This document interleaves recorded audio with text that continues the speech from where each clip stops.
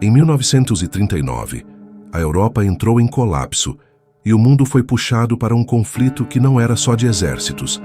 A Segunda Guerra Mundial virou uma guerra de rotas, de suprimentos e de controle do mar.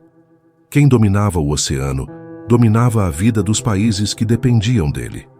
E enquanto as grandes batalhas viravam manchete, navios sumiam no escuro, cargas desapareciam e tripulações eram engolidas. O Atlântico, que antes era caminho, se tornou uma ameaça constante. Aos poucos, a realidade mudou de forma concreta. A tensão entrou pelos portos e pelos comboios. Chegou nas notícias de embarcações atacadas e deixou um recado simples: neutralidade não protege quando o alvo é o abastecimento. Em janeiro de 1942, no Rio de Janeiro, uma reunião entre países das Américas formalizou o clima de ruptura. O governo brasileiro avançou para cortar relações diplomáticas e comerciais com as nações do eixo, num movimento que aproximava a declaração de guerra.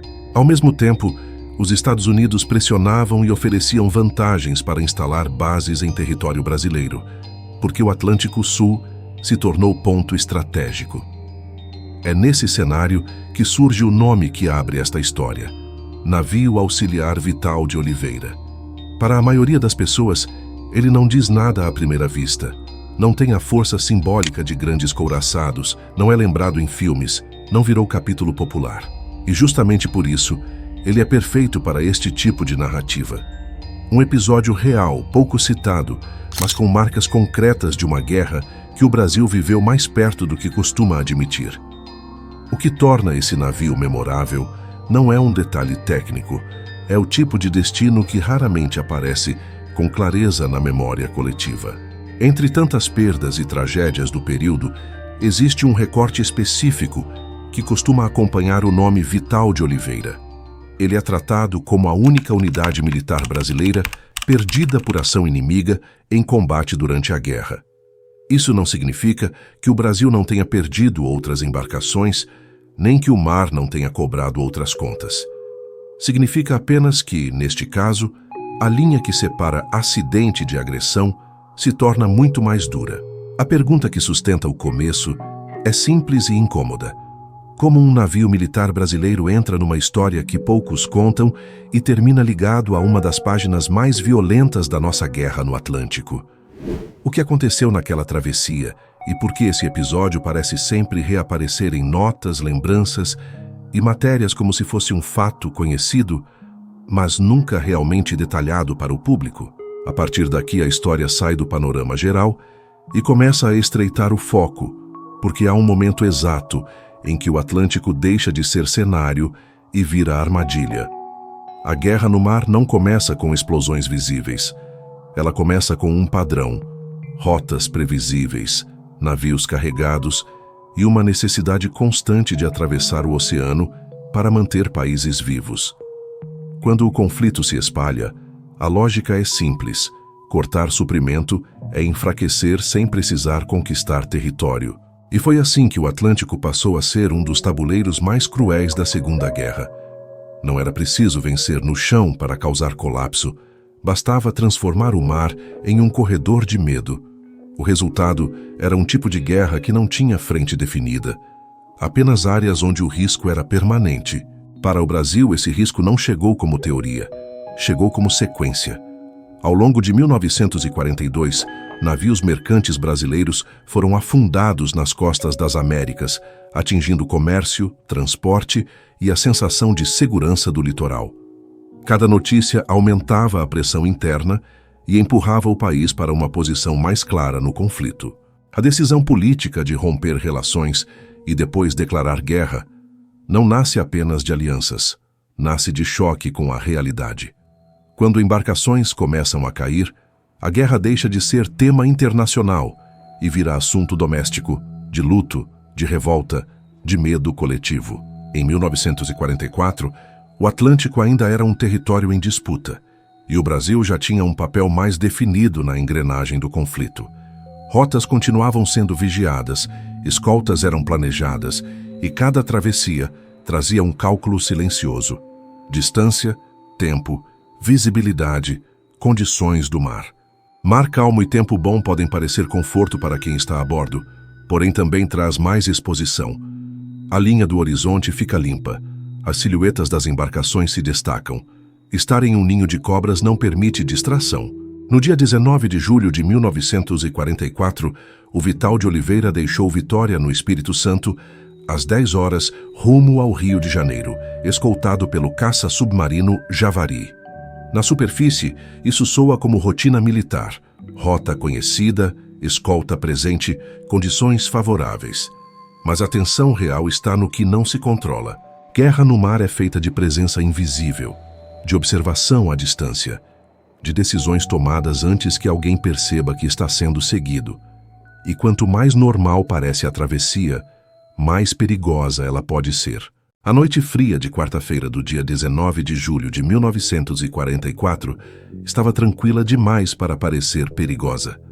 O mar calmo não fazia barulho, e a escuridão ajudava a manter a sensação de rotina, como se o navio estivesse apenas cumprindo mais um trecho comum da travessia.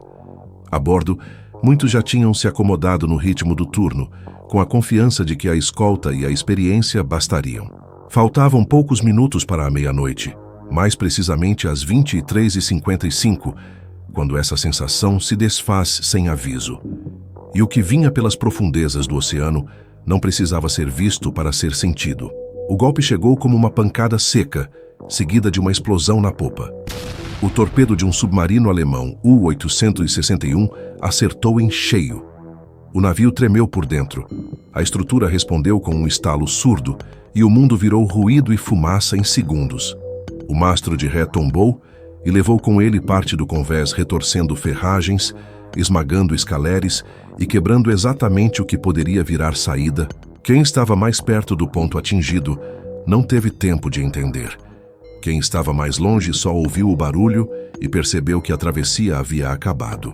O comandante reagiu com o que ainda era possível. O sinal de postos de combate foi dado, o canhão de proa foi guarnecido, foguetes de sinalização subiram cortando a noite e a escolta foi avisada.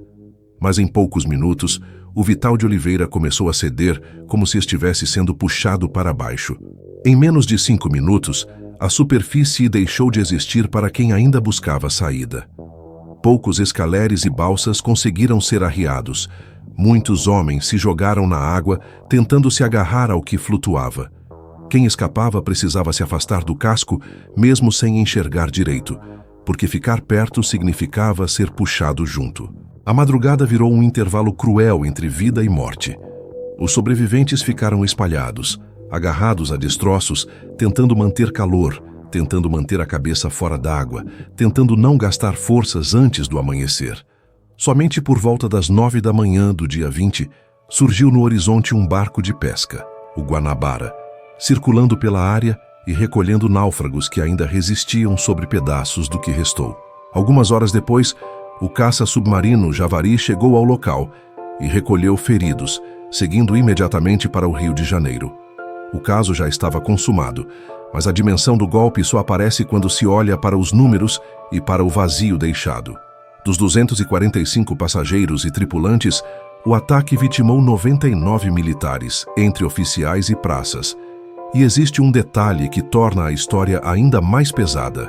Aquele foi o último navio torpedeado no litoral brasileiro durante a guerra. Com o passar do tempo, a história do Vital de Oliveira ganhou uma característica que quase todo caso marítimo carrega. A ausência do casco não apaga o fato, mas enfraquece a imagem final. Sem o casco à vista, o episódio começa a existir mais em registros, memórias e recortes de jornal do que em evidência palpável. E isso cria um efeito curioso. O fato histórico permanece firme, mas o imaginário fica vulnerável a anúncios e descobertas que prometem encerrar a história com uma única prova. Em julho de 2024, surgiram reportagens afirmando que o navio teria sido localizado por acaso por mergulhadores, numa situação quase banal, uma rede de pesca presa em destroços no fundo. Os nomes citados chamam a atenção pelo detalhe humano da história. Os irmãos José Luiz e Everaldo Meriguete e Domingos Afonso Jório, como se um trabalho rotineiro tivesse esbarrado num pedaço de guerra. Segundo essas versões, ao descer para soltar a rede, um dos mergulhadores se deparou com um canhão. Só que um canhão sozinho não é identidade. Pode ser pista, pode ser coincidência, pode ser parte de outra estrutura, pode ser de outra embarcação. Encontrar um objeto militar submerso não equivale a confirmar um navio específico, com nome e data. A confirmação exige encaixe de peças, não uma peça solta. E é exatamente essa diferença entre encontrar e identificar que começa a separar o que vira manchete do que vira certeza. Em 30 de janeiro de 2025, a própria Marinha informou ter localizado destroços do navio auxiliar Vital de Oliveira a cerca de 55 metros de profundidade, a aproximadamente 25 milhas do farol de São Tomé. O método citado, varredura lateral por side scan, é uma ferramenta séria e bastante usada para detectar estruturas no fundo, desenhando contornos que o olho humano não veria. A operação teria sido conduzida por um navio de pesquisa oceanográfica da Diretoria de Hidrografia e Navegação, o que dá ao anúncio um peso institucional. Mas, mesmo com o anúncio oficial, a pergunta técnica continua válida. Qual foi o conjunto de evidências usado para transformar contorno em identidade?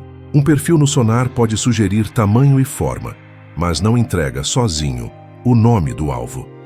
Para uma identificação robusta, costuma-se buscar múltiplas confirmações, medidas compatíveis, detalhes estruturais específicos, posição de ruptura, elementos únicos do casco, fotografias subaquáticas, comparação com plantas do navio e até marcas ou componentes reconhecíveis. Outro ponto: a profundidade de 55 metros permite mergulho técnico, mas não torna a conclusão automática. Ela apenas torna a verificação possível. E é por isso que, desde os anúncios, surgiu um desconforto legítimo em parte das discussões. As informações apresentadas na grande mídia nem sempre vieram acompanhadas de evidências claras o bastante para o público entender o porquê da identificação. A história fica num limbo, entre a promessa do fim e a necessidade de prova. E quando o assunto é guerra, parece nunca deveria valer mais do que provado. Se o Vital de Oliveira finalmente tem um endereço no fundo do Atlântico, isso deveria diminuir o ruído. Mas enquanto a confirmação não for sólida aos olhos de quem acompanha, a pergunta permanece viva. Encontraram mesmo? Ou encontraram algo que se parece? No fim, o Vital de Oliveira não é só uma história de guerra. É uma história sobre memória, prova e silêncio. Sobre como um país pode saber o que perdeu e, ainda assim, passar décadas sem conseguir apontar com precisão onde aquilo terminou. E é nesse espaço entre o fato e a prova final que certas histórias continuam vivas, mesmo depois do silêncio.